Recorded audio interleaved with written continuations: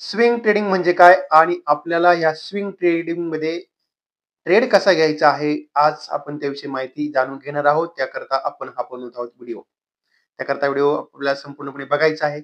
आपल्याला जर समजा शेअर मार्केट चालू असताना काही लाईव्ह घडामोडीची जर माहिती पाहिजे असेल, तर त्याकरता आपला टेलिग्राम चॅनल आहे. त्याची लिंक मी तुम्हाला खाली डिस्क्रिप्शनमध्ये दिली आहे. त्या लिंकवरती जाऊन टेलिग्राम चॅनल आपण जॉइन करू शकता. आणि मग आता तेव्हा आपण करत आहोत या आपल्या महत्त्वपूर्ण व्हिडिओला सुरुवात. आता जर आपण स्विंग हे आपल्याला माहिती आहे. तुम्ही म्हणाल, सर स्विंग तर हे नाव आम्ही क्रिकेटमध्ये ऐकलेलं आहे. क्रिकेटमध्ये समजा एखादा बॉलर असतो, बॉलिंग करतो, तो बॉल स्विंग करतो म्हणजे इकडे फिरवतो, तिकडे फिरवतो. स्विंग करतो म्हणजे तो बॉलरला काय लेंथ असेल त्याला उंची देतो. तर या सगळ्या गोष्टी आहेत. त्या गोष्टी क्रिकेटच्या बाबतीतल्या आहेत आणि त्याविषयी मला जास्त नॉलेज नाही. पण स्विंग म्हणजे आपल्याला माहिती आहे, हा शब्द साधारणतः क्रिकेटच्या संदर्भात वापरला जातो. का बाबा हा स्विंग बॉलिंग करतो, असं करतो, तसं करतो. तर मग आता जर आपण याचा ढोबळ मानाने अर्थ जर घ्यायचा जर म्हटलं, तर स्विंग म्हणजे काय?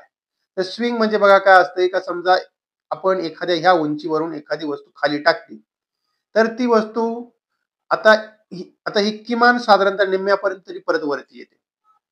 मग आपल्याला काय करायचं, ह्या ठिकाणी ट्रेड घ्यायचा. आपल्याला इथे या ठिकाणी खरेदी करायची. पण ती खरेदी करताना काही पॅरामीटर सुद्धा वापरायचे आहेत. आणि त्यानंतर अपेक्षित आपल्याला जे काही रिटर्न भेटले का त्यातून आपण बाहेर पडायचे. तर ह्याला आपण म्हणतो स्विंग ट्रेडिंग. साधा सिंपल फंड आहे, साधी सिंपल कॉन्सेप्ट आहे. खूप काही किचकट अशी कॉन्सेप्ट नाहीये. आणि मग आता इथे मी तुम्हाला काही काही स्टॉक चार्ट आहे, चार्ट मी तुम्हाला दाखवणार आहे. आता बघा, तर हा इथे आपल्या समोर आहे टाटा मोटरचा चार्ट. आपल्याला इथे याच्यावरती चार्ट वरती आपल्याला पहिल्यांदा काय करायचंय बघा. आता हा जो मी इथे या प्रकारचा जो तुम्हाला इथे दिसते KEV, जो हा एक नाव आहे आपल्या इंडिकेटरचं. पण आता याच्यामध्ये जर तुम्ही बघितलं असेल तर 9 दिवस, 21 दिवस, 50 दिवस आणि 200 दिवसाचं एक्सपोनेन्शियल मूव्हिंग ॲव्हरेज हे वापरलेलं आहे. वेगळं काही नाहीये. इथे आपल्याला इतके का वापरायचे, आपल्याला इतके मूव्हिंग ॲव्हरेजेस का वापरायचे, तर त्याचाही तुम्हाला मी आपला जसा-जसा आपला जाईल पुढे व्हिडिओ, त्यावेळेस तुम्हाला ती सगळी माहिती डिटेल्समध्ये सांगेन. आता हे जे आहे 9 दिवसाचं एक्सपोनेन्शियल मूव्हिंग ॲव्हरेज आहे आणि हे आहे आपले 21 दिवसाचं आणि हे आहे 50 दिवसाचं. तर जनरली ट्रेड आपल्याला घेताना घ्यायचं कसं आहे, का इथे तुम्हाला जर मी एक आता साधं दाखवतो बघा. ही एक लाईन आहे, ही लाईन आहे आपल्या 9 दिवसाच्या एक्सपोनेन्शियल मूव्हिंग ॲव्हरेजची. त्यानंतर ही लाईन आहे आपल्या 21 दिवसाच्या एक्सपोनेन्शियल मूव्हिंग ॲव्हरेजची. त्यानंतरची जी एक लाईन आहे, ती लाईन आहे 50 दिवसाच्या एक्सपोनेन्शियल मूव्हिंग ॲव्हरेजची. पण आपल्याला इथे या सगळ्या लाईनी एकमेकाला क्रॉस झाल्यानंतर जर त्यांचा ट्रेंड असा वरती अप असेल, तर आपल्याला इथे बाय सिग्नल जनरेट होतो. आपण इथे या ठिकाणी बाय करू शकतो. आणि आपण इथे बाय केल्यानंतर जोपर्यंत आपल्याला ह्या ट्रेंड लाईन वरती आहे, ओके. आपल्याला ह्या जोपर्यंत ह्या ट्रेंड लाईन वरती आहे, तोपर्यंत आपल्याला त्या ट्रेडमध्ये बनून राहायचंय. आणि ज्या ठिकाणी आपल्याला 21 दिवसाची ट्रेंड लाईन ही 50 दिवसाच्या ट्रेंड लाईनला क्रॉस करून खाली येत नाही, तोपर्यंत आपल्याला ह्या ट्रेडमध्ये बनून राहायचंय. पण मग आपल्याला याच्यासाठी टाइम फ्रेम पण काय ठेवायचंय, तर टाइम फ्रेम आपल्याला जो चार्ट आहे, त्या चार्टचा टाइम फ्रेम आपल्याला दिवसाचा ठेवायचा आहे. आता इथपर्यंत ही सगळी तुमची कॉन्सेप्ट क्लिअर झाली असेल. आणि त्याचबरोबर आपल्याला आणखीन एक ताळतंत्र बाळगायचंय. काय करायचं आपल्याला? आपल्याला ज्यावेळेस खरेदी करायचं आहे, त्यावेळेस आपल्याला आणखीन एक इंडिकेटर लावायचं. त्या ठिकाणी RSI, अर्थात त्याला आपण म्हणतो रिलेटिव्ह स्ट्रेंथ इंडेक्स असं आपण त्याला म्हणतो. शॉर्टकटमध्ये आपण त्याला RSI असे म्हणतो. तर हा जो RSI आहे, आपल्याला ज्यावेळेस खरेदी करायचं, तो साधारणतः 60च्या आसपास असला पाहिजे. आपल्याला जर 60च्या आसपास जर समजा RSI असला किंवा 60च्या वरती असला आणि आपल्याला हा जो बाईंग सिग्नल आहे, तो जर भेटला, तर मग आपण समजायचं असं का आपल्याला इथे या ठिकाणी बाय कॉल आपला जनरेट झालेला आहे. साधा सिंपल फंड आहे. आता तुम्हाला मी इथे याची काही तुम्हाला उदाहरणं दाखवीन. ओके. मी इथे तुम्हाला याच्यावर उदाहरणं दाखवतो. आणि किंवा मग आता इथे आपल्याला पहिल्यापासून सुरुवात आपण करूया, का आपल्याला हे कसे इंडिकेटर लावायचे. इथे मी पहिल्यांदा हे सगळं डिलीट केलेलं आहे. ओके. आता इथे मी सगळं डिलीट केलंय आणि इथे डिलीट केल्यानंतर आपल्याला इथे ह्या ठिकाणी आलेला आहे ऑप्शन यात दिसतोय. तो ऑप्शन आपला इंडिकेटरचा आहे. आता हा जो इंडिकेटरचा ऑप्शन आहे, हा इंडिकेटरचा ऑप्शन वरती आपण इथे क्लिक करतोय आणि इथे क्लिक केल्यानंतर आपल्याला मी मी काय तुम्हाला बोललोय मगाशी बघा, KEV नावाचा त्या ठिकाणी आपल्याला एक आपल्याला दिसतोय चांगला इंडिकेटर. ओके. आता KEV नावाचा इंडिकेटर आहे, तर इथे जसं बघितलं तर तो आपल्याला त्या ठिकाणी काही बघायला भेटत नाही. ओके. मग आपल्याला साधी सोपी गोष्ट करायची बघा. इथे आपल्याला नाव टाकायचं बघा, EMA. ओके. आणि क्रॉस. ठीक आहे. आपलं EMA क्रॉस नाव टाकलं.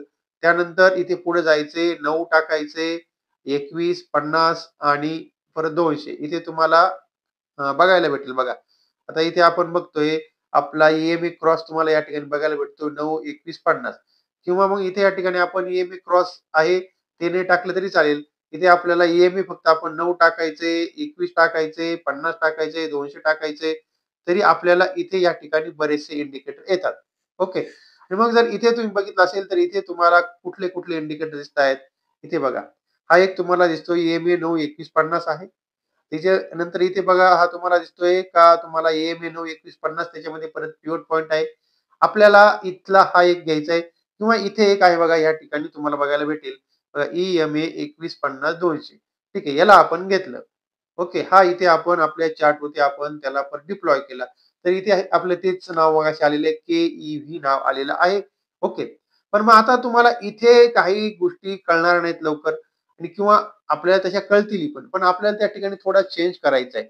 चेंज का करायचा आहे?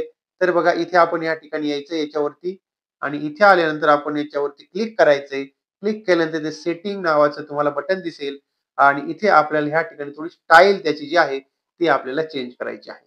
आता इथे आपल्याला बघायला भेटते बघा इथे तुम्हाला EMA 9 आहे, 21 आहे, 50 आहे, 200 आहे आणि SMA आहे. तर आपल्याला SMA ची काही गरज नाहीये आणि त्याला आपण टिक मार्क मधून काढून टाकायचंय. ओके. त्याला आपण टिक मार्क मधून काढलं आणि त्यानंतर हा जो आपला 9 एक्स्पोनेन्शियल दिवसाचं जे काय म्हणजे आपलं 9 दिवसाचं एक्स्पोनेन्शियल मूव्हिंग एव्हरेज आहे. आपण त्याला कलर जो आहे तो आपण त्याला ग्रीन घेऊया आणि त्याला डार्क करूया. तर म्हणजे आपल्याला त्या ठिकाणी जी लाईन आहे ती लाईन क्लिअर कट दिसेल. त्यानंतर परत थोडं पुढे जायचंय आपल्याला 21 दिवसाची जी काही लाईन आहे ती आपल्याला 21 दिवसाच्या लाईनला आपण रेड कलर घेऊया आणि त्यालाही डार्क करूया. 50 दिवसाची जी लाईन आहे 50 दिवसाच्या लाईनला आपण ब्लॅक कलर घेऊया आणि त्यालाही डार्क करूया. 21 दिवसाची लाईन आहे आणि तिला आपण पूर्णपणे ब्लू कलर घेऊया. त्यालाही आपण डार्क करूया. म्हणजे आपल्याला इथे बघा ह्या चार्टवरती सगळ्या गोष्टी एकदम क्लिअर कट अशा दिसायला लागल्यात. आणि मग आता आणखीन एक इंडिकेटर मी तुम्हाला सांगितलाय. पण आता जनरली तुम्हाला मी इथे एकदा सांगतो बघा. आपल्याला ज्या वेळेस आपल्याला डे टाईम फ्रेमवरती चार्ट लावायचा चार्ट डे टाईम फ्रेमवरती लावायचा आहे. आणि तो लावल्यानंतर बघा इथे ज्या वेळेस आपल्याला आपल्याला ज्या वेळेस हा चार्ट आहे, चार्टवरती तुम्हाला 9, 21, 50 आणि 200 दिवसाचं मूव्हिंग एव्हरेज आणि जरी तुम्ही 200 नाही पकडलं, तुम्हाला 9, 21 आणि 50 चं जरी मूव्हिंग एव्हरेज ज्या ठिकाणी असं वाटतंय का ते आपल्याला एकमेकाला क्रॉस झाले. म्हणजे इथे बघा 9 इथे इथे क्रॉस होऊन 21 इथे क्रॉस होऊन 50 असं तुम्हाला ज्या ठिकाणी तिन्ही क्रॉस झालेत, ट्रेंड अप ट्रेंड आहे असं वाटत असेल, तर त्या ठिकाणी त्याला आपण खरेदी करायची. म्हणजे त्या ठिकाणी आपण कुठलाही काही चिंता करायची नाही. मग इथे खरेदी केल्यानंतर तुम्ही इथे जर बघितलं, तर तुम्हाला इथे किती मोठा ट्रेड भेटलाय तेही तुम्ही बघा. ओके. आता इथे आपण जर बघितलं, तर इथे या ठिकाणी जवळ-जवळ जर इथे आपण याचा रेट बघूया. काय रेटला हा इथे हा बाय सिग्नल जनरेट झालाय. ठीक आहे. तर हा तुम्ही बघितला असेल, तर हा ₹426 ला बाय सिग्नल जनरेट झालाय आणि त्यानंतर आपल्याला थांबायचं कुठपर्यंत आहे मी तुम्हाला सांगितलं ट्रेडमध्ये. त्यानंतर आपल्याला ट्रेडमध्ये थांबायचं आहे का आपलं 50 दिवसाचं जे मूव्हिंग एव्हरेज आहे आणि ते जोपर्यंत क्रॉस करून खाली येत नाही, तोपर्यंत आपल्याला त्या ट्रेडमध्ये आपल्याला बनून राहायचंय. डे टाईम फ्रेमवरती बोलतोय मी तुम्हाला. मग जर तुम्ही इथे बघितलं असेल, तर हा ट्रेड तुम्हाला कुठपर्यंत कॅरी झालाय बघा. हा इथून 426 पासून तुमचा ट्रेड चालू आहे. ट्रेड चालू आहे, ट्रेड चालू आहे, ट्रेड चालू आहे. कॅन्डल क्लोज आपल्याला झाली पाहिजे. ती कॅन्डल आपली क्लोज इथे झाली बघा. मी जरा मला थोडं साइडला घेतो. कॅन्डल आपली क्लोज कुठे झाली आहे? ती आपली झाली आहे इथे ह्या ठिकाणी एक कॅन्डल आपली क्लोज झाली ₹976 ला. ओके. तर इथे ही कॅन्डल आपली 976 ला आपल्या 50 दिवसाच्या एक्स्पोनेन्शियल मूव्हिंग एव्हरेजच्या खाली क्लोज झाली. म्हणजे विचार करा तुम्ही 976 मधून 426 गेले. तुम्हाला इथे हे पैसे राहिले किती? जवळ-जवळ ₹550. तुम्हाला ₹550 मूव्हमेंट तुम्हाला ह्या ठिकाणी या चार्ट वरती बघायला भेटली. फक्त आपण तेवढाच एक महत्त्वाचा इंडिकेटर वापरलाय. साधा इंडिकेटर आहे, सोपा आहे, काही नाही. त्यामध्ये फक्त आपण एक्स्पोनेन्शियल मूव्हिंग एव्हरेज आहे, ते सगळ्यांना माहिती आहे. पण आपल्याला काय केलं जातं, कॉम्प्लिकेटेड सगळ्या गोष्टी शिकवल्या जातात. आणि मग आता जर इथे तुम्ही बघितलं असेल, तर इथे बघा आता, आणखीन त्याबरोबर आपल्याला जी साथ मी तुम्हाला मगाशी सांगितली, ती साथ घ्यायची कुणाची? ती साथ आपल्याला घ्यायची आर-एस-आयची. पण ते मी तुम्हाला सांगणार आहे. पण मग आपल्याला त्याच्यामध्ये जो काही स्टॉक आहे, आपण एकदा प्रॉफिट बुक केल्यानंतर परत त्याच्यामध्ये एंट्री घ्यायची का? हाही मोठा प्रश्न पडणार आहे. ओके. तर मग जर परत तुम्हाला एंट्री घ्यायची असेल, तर परत तुम्हाला ज्या ठिकाणी असं वाटलंय शॉर्ट टर्म ट्रेड घ्यायचा आहे. ओके. म्हणजे एकदम परफेक्ट नाही घ्यायचा आहे. शॉर्ट टर्म ट्रेड घ्यायचा आहे. तर मग जर समजा तुम्हाला परत 9, 21 आणि 50 हे जर मूव्हिंग एव्हरेज एकमेकाला क्रॉस करून वर जर गेले, त्यावेळी 200 चा विचार करू नका. जर शॉर्ट टर्म घ्यायचा आहे, जर पोझिशनल घ्यायचं तर 200 चा विचार करा. मग जर हे तीनही मूव्हिंग एव्हरेज एकमेकाला क्रॉस करून जर वरती गेले, तर परत तुम्ही त्या ठिकाणी बाय करू शकता. परत इथे जर बघितलं असेल, तर आपल्याला इथे या ठिकाणी आपला क्रॉसेस बिलो झाला. इथे आपला या ठिकाणी स्टॉप लॉस वाजला. त्यानंतर परत ह्याच्यामध्ये या स्टॉक्समध्ये करेक्शन डीप बघायला भेटलं. 5 जूनचा आहे. त्यावेळेस लोकसभा निवडणुकांचे निकाल आले होते. आणि त्यानंतर आपल्याला इथे या ठिकाणी परत एक क्रॉसेस अबोव्ह बघायला भेटला. पण तो फक्त शॉर्ट टर्म ठरला. पण मग आपण मेजरली परत इथे बघतोय का ₹960 च्या आसपास इथे बाय जनरेट झाला. त्यानंतर एकही कॅन्डल आपली परत 50 दिवसाच्या खाली क्लोज कधी झाली? ती झाली 1040 च्या आसपास. म्हणजे हा आपल्याला छोटा ट्रेड बघायला भेटला. पण एकंदरीत जर समजा 200 दिवसाच्या मूव्हिंग एव्हरेजच्या जर आपल्याला खाली जर हा जर चार्ट आला, तर समजायचं हा स्टॉक डाउन ट्रेंडमध्ये आहे. आणि मग इथं आपण बघतोय तर 920 ला आपल्याला हा चार्ट इथे खाली आला 200 दिवसाच्या मूव्हिंग एव्हरेजच्या.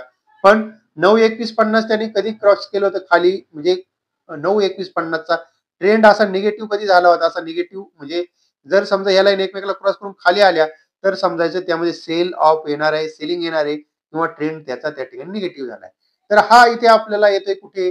तो इथे येतो 1040 ला. म्हणजे इथं आपल्याला सांगितलं यांनी 1040 च्या खाली गेल्यानंतर बाबा मला खाली पडायचं आहे. मला वरती जायचं नाहीये. असं इथं आपल्याला यांनी या ठिकाणी सांगितलंय. आणि तिथून जर आपण बघितलं असेल, तर आपल्याला इतकं करेक्शन बघा, परत कधी 50 दिवसाच्या एक्स्पोनेन्शियल मूव्हिंग एव्हरेजच्या वरती गेला नाही. ओके. हा परत 50 दिवसाच्या एक्स्पोनेन्शियल मूव्हिंग एव्हरेजच्या वरती गेला नाही. समजा एखाद्याला शॉर्ट करायचं असेल, तर मग आपल्याला तरी सुद्धा जर समजा या तीनही ट्रेंड लाईनच्या खाली आला, तर तुम्ही त्या ठिकाणी शॉर्ट करू शकता. तुमचा त्या ठिकाणी असणारे जो स्टॉप लॉस 50 दिवसाच्या एक्स्पोनेन्शियल मूव्हिंग एव्हरेजच्या वरती कॅन्डल क्लोज झाली, तर तो तुमचा त्या ठिकाणी स्टॉप लॉस असणार आहे. आणि त्यानुसार जर आपण बघितलं, तर अजूनही हा स्टॉक आपल्याला डाउन ट्रेंडमध्ये आहे. हा बघा, इथून आपल्याला कंटिन्युअसली 1050 पासून सरळ आपण बघतोय का 670 पर्यंत हा स्टॉक आपल्याला कंटिन्युअसली डाउन ट्रेंडमध्ये बघायला भेटतोय. म्हणजेच जर अर्थात आपण या सगळ्या गोष्टी जर चेक केल्या, तर आपल्याला सोपा इंडिकेटर आहे. आपण फक्त याच्यामध्ये तुम्हाला छोटे-छोटे ट्रेड आणि किंवा आपल्याला काही दिवसातून ट्रेड भेटतील. दररोज ट्रेड जर घ्यायचे असतील, आता मग एखादा म्हणेल सर दररोज ट्रेड घ्यायचा असेल, तर इथं हा टाईम फ्रेम आहे, तो चेंज करा. 15 मिनिटाचा टाईम फ्रेम घ्या बघा. इथे 15 मिनिटाच्या टाईम फ्रेमवरती जा. 15 मिनिटाच्या टाईम फ्रेमवरती गेल्यानंतर तुम्हाला छोटे-छोटे ट्रेड इथे तुम्हाला या ठिकाणी घ्यायला भेटतील. आणि मग आपण इथे आपला तोच फंडा असणार आहे. 9-21-50 जर क्रॉस करून वर गेलं तर बाय, 9-21-50 करून क्रॉस करून खाली आलं तर त्या ठिकाणी सेल. तसा जर इथे तुम्ही बघितलं असेल, तर बघा हा या ठिकाणी 684 ला आपण बघतोय का इथे या ठिकाणी क्रॉसेस बिलो झालं, तिथून 672 आलं. त्यानंतर इथे क्रॉसेस अबोव्ह झालं 680 च्या आसपास, त्यानंतर हा 690-92 गेला. मग असे तुम्हाला जर 15 मिनिटाच्या टाईम फ्रेमवरती जर तुम्ही काम केलं, तर छोटे-छोटे तुम्हाला त्या ठिकाणी ट्रेड हे बघायला भेटतील. आणि जर आर-एस-आय आपण त्याच्यामध्ये ऍड करायचं आपल्याला बघा, इथे परत इंडिकेटरमध्ये आपण येऊ. आर-एस-आय म्हणजे रिलेटिव्ह स्ट्रेंथ इंडेक्स म्हणतो आपण. ओके. तर आपण इथे त्याच्यामध्ये आर-एस-आय ऍड करत आहोत. बघा, इथे हा आपल्या चार्ट वरती आलेला आहे आर-एस-आय इंडिकेटर. ओके. आता इथे पण आपल्याला थोडे सेटिंगमध्ये चेंज करावं लागणार आहे. कारण बघा, इथे आपल्याला आपल्या गरजेनुसार चेंजेस करणं गरजेचं आहे. इथे परत आपण सेटिंगमध्ये येऊया. इथे त्याच्यावर क्लिक केलं आणि आपल्याला इथे या ठिकाणी सेटिंग नावाचं बटन इथे दिसतंय बघा, याच्यावरती क्लिक करायचंय. ठीक आहे. आणि मग इथे आपण आलोय. इथे आपल्याला जो अप्पर बँड आहे बघा, हा अप्पर बँड जो आहे 70 आहे आणि लोअर बँड 30चा आहे. ठीक आहे. अप्पर बँड आपल्याला 60 तर जो 70 आहे 70च्या ऐवजी 60 करायचा आहे. ठीक आहे. हा 60 केला आणि इथे आपण याला कलर जो आहे तो आपण देऊया ग्रीन कलर, म्हणजे आपल्या लक्षात येईल आणि त्याला डार्क करूया. ठीक आहे. पण तो इथे घेतला. त्याच्यानंतर जो आपला लोअर बँड आहे आणि त्याला आपण रेड कलर घेऊया आणि तो आपल्या 30च ठेवूया. ओके, ठीक आहे. आणि त्यानंतर इनपुट जे आहेत ते इथे इनपुटमध्ये आपण काही चेंज करायचे आपल्याला नाही. इथे आपल्याला याच्यामध्ये स्टाईलमध्ये जर आपण गेलोय तर इथे आपल्याला हे RSI बेस्ड मूव्हिंग ॲव्हरेज आणि त्याची काही गरज नाहीये. ते आपण इथून याला कट करूया आणि ओके करायचं आणि इथे ह्या ठिकाणी तुम्हाला RSI आला. ठीक आहे. आता मग इथे जर RSI आपल्याला दिसतोय तर मग RSI आपल्याला काय काम करतोय ते माहिती असली पाहिजे. बघा 60च्या वरती जर RSI गेला तर समजायचं का आपल्याला त्या स्टॉकमध्ये बुलिश मुवमेंट येणार आहे आणि किंवा चांगली खरेदी होते आणि किंवा त्याच्यामध्ये वरती जाण्याची ताकद आहे. आणि जर 60च्या खाली आलं तर असं समजायचं का बाबा त्याच्यातली वरती जाण्याची ताकद संपलेली आहे. आणि जर 30च्या खाली जर गेलास तर समजायचं ओव्हरसोल्ड झोनमध्ये आहे, म्हणजेच याच्यामध्ये खूप मोठ्या प्रमाणामध्ये सेलिंग होत आहे. म्हणून जर आपल्याला बाय करायचं असेल तर आपल्याला त्यासाठी सगळ्यात महत्वाचा पॉईंट कोणता आहे का जर आपल्याला 60च्या वरती जर RSI आला तर त्या ठिकाणी आपल्याला बाईंगसाठी चांगला झोन असतो. ओके. आणि कधी कधी आपल्याला तो साधारणतः 30 पासून, आता जर समजा आपल्या याच्या 30च्या खाली जर गेला तर आपल्याला त्या ठिकाणी तो काय दाखवतो का ओव्हरसोल्ड आहे, म्हणजे त्याच्यामध्ये खूप जोरात त्या ठिकाणी विक्री झाली. पण मग कधी कधी होतं काय का आपल्याला त्या मोठ्या पोझिशन म्हणजे जर समजा एखादा स्टॉक आहे आणि खूप खाली खाली गेला तर कधी कधी प्राइस मध्ये मोठा बाउन्स पण येतो. म्हणून जर आपल्याला कधी कधी 30च्या खाली जर गेला तर आपल्याला त्या ठिकाणी सुद्धा आपण बाय करू शकतो. म्हणजे जर 30च्या आसपास आला किंवा 30च्या खाली जर गेला तर तर त्या ठिकाणी आपण बाय करू शकतो. आणि आता म्हणजे तुम्हाला जनरल लोक सांगतील 30च्या खाली गेल्यावर सेल करा, पण 30च्या खाली गेल्यावर सेल करणं धोक्याचं सुद्धा आहे. कारण मग तिथून आपल्याला कधी कधी बाउन्स बॅक सुद्धा बघायला भेटतो. म्हणून आपल्याला 60च्या वरती आला तरी खरेदी करायचे आणि 30च्या जवळ आला तरी खरेदी करायचे. आता इथे तुम्ही बघितलं असेल बघा, हा 30च्या जवळ इथे आल्या RSI, इथे हा 30च्या जवळ आलाय, तिथून बाउन्स बॅक बघायला भेटलाय. हा इथे आपण बघितलं असेल 30 पासून बाउन्स बॅक बघायला भेटलाय. ओके. आणि आपण इथे बघतोय का 30 च्या आसपास आलाय, पण इथे कंटिन्युअसली 30च्याच खाली टिकून राहिलेला आहे. ओके. आणि मग आता जर आपण तुम्हाला इथे मी मगाशी दाखवलं तर आपल्या एका दिवसाच्या टाइम फ्रेमवरती बघितलं आपण. ठीक आहे. एका दिवसाच्या टाइम फ्रेमवरती आपण चार्ट मगाशी चेक केला. त्यानुसार जर आपण इथे बघितलं तर आपल्याला इथे जे काही आपल्याला ट्रेड भेटतायत त्या ट्रेडनुसार आपण जर बघतोय तर बघा, आता इथे जो RSI आपला आहे हा साधारणतः 35च्या आसपास आहे. म्हणजेच आपल्याला त्या ठिकाणी खरेदी आपण करायचीच नाहीये आणि ट्रेडही ते आपल्याला सांगतोय, हा आपला ट्रेंड दाखवतोय निगेटिव्ह ट्रेंड आहे. ओके. त्यामुळे आपल्याला ह्या दोन्ही गोष्टी जर आपल्याला एकाच वेळेस भेटत असतील, 60च्या वरती RSI आहे, बाईंग सिनेरिओ पण दिसतोय वरती जर चार्ट वरती, तर खरेदी करायचे. आता इथे तुम्ही थोडं बघा, इथे या ठिकाणी आपण बघतोय. ठीक आहे. आता हा आपला इथे जो बाय झोन क्रिएट झाला होता त्यावेळेस तुम्ही जर बघितलं तर इथे या सगळ्या तीनही कंडिशन मॅच झाल्या. तुमचं 9 सॉरी 9 21 50 आणि 200 दिवसाचं एक्सपोनेन्शियल मूव्हिंग ॲव्हरेज आहे. ते तीनही आपल्याला इथे या ठिकाणी मीट झाले. RSI सुद्धा 60च्या वरती होता. त्यानंतर कंटिन्युअसली RSI 60च्या वरतीच होता. ओके. तर मग आपल्याला खरेदी ज्यावेळेस करायची तर ताकद आहे का? किंवा म्हणजे तुम्हाला ट्रेंड लाईन वरती चालली आहे, पण ताकद आहे का वरती जाण्याची? ती ताकद आपल्याला या ठिकाणी दाखवायचं काम तो करतो. ओके. आणि म्हणून आपल्याला स्विंग ट्रेड करताना या महत्त्वाच्या गोष्टी लक्षात ठेवायच्या आहेत. आणि मग आजच्या भागामध्ये मी तुम्हाला सांगितलंय, आपल्याला कधी एंट्री घ्यायची, स्टॉप लॉस काय ठेवायचा आहे, परत एंट्री कधी करायची, सेल जर केला तर काय करायचं आणि स्टॉप लॉस काय. म्हणजेच परत एकदा आपण रिव्ह्यू घेऊया बघा. 9 21 50 हे मूव्हिंग ॲव्हरेज जर तुमचे एकमेकाला क्रॉस करून वर गेले, त्याबरोबर 200 जर असले तर बेटर. जर क्रॉस करून वरती गेले तुमच्या वन डे टाइम फ्रेम वरती तर त्या ठिकाणी बाय आहे आणि तुमचं त्या ठिकाणी स्टॉप लॉस असणार आहे कोणता, 50 दिवसाचा एक्सपोनेन्शियल मूव्हिंग ॲव्हरेज तुमचं स्टॉप लॉस. ओके. तुम्ही एकदा बाय केला, बाय करून वरती गेला, 50 दिवसाचं एक्सपोनेन्शियल मूव्हिंग ॲव्हरेज तुमचा स्टॉप लॉस. तसंच सेल करायला काय, जर हे क्रॉस करून खाली आला तर तुम्ही सेल करायचा आहे आणि त्यालाही तुमचा 50 दिवसाचा एक्सपोनेन्शियल मूव्हिंग ॲव्हरेज हे तुमचं स्टॉप लॉस असणार आहे. साधी सरळ गोष्ट आहे आणि ती तुम्हाला मी साध्या पद्धतीने शिकवायचा प्रयत्न केलाय. तेव्हा मग आता इथे आपण थांबतोय अर्थातच जर तुम्हाला ही माहिती चांगली वाटली असेल, तुम्हाला जर हा व्हिडिओ चांगला वाटला असेल, तर आपण आपल्या या व्हिडिओला लाईक करायचे, शेअर करायचे. आपल्या चॅनलला सबस्क्राईब करायला बिलकुल विसरायचं नाही. चॅनल सबस्क्राईब करायला काही पैसे लागत नाहीयेत आणि बाजूला बेल आयकॉन बटन दाबायचं ते पण दाबायचंय. जे बेल आयकॉन बटन असतं ते दाबायचंय. ते दाबल्यानंतर तुम्हाला जे काही व्हिडिओ येतात माझे, ते तुम्हाला लगेच तुमच्यापर्यंत लगेच त्याचं नोटिफिकेशन पोहोचेल. ओके. तेव्हा आता इथे आपण थांबतोय. माहिती चांगली वाटली असेल तर व्हिडिओ लाईक, शेअर करा. मित्रांना पोहोचवा व्हिडिओ आणि चॅनलला सबस्क्राईब करा.